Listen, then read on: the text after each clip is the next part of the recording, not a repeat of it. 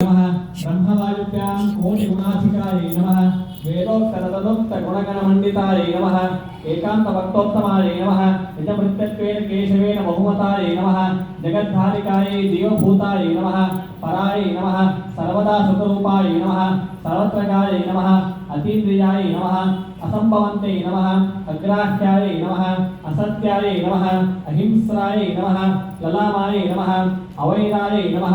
अक्षराय नमः अमराय नमः अमूर्ताय नमः सर्वस्यै नमः सर्वकर्त्रे नमः जन्मरहिताय नमः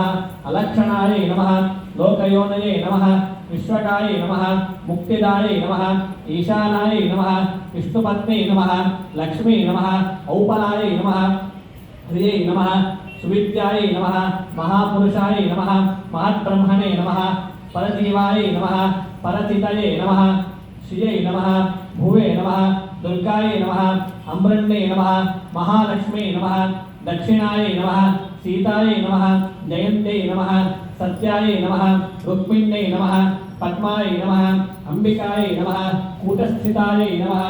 अव्यक्ताय नमः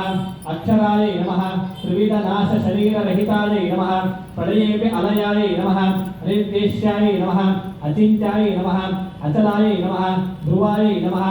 नारायण गुणाश्रयाय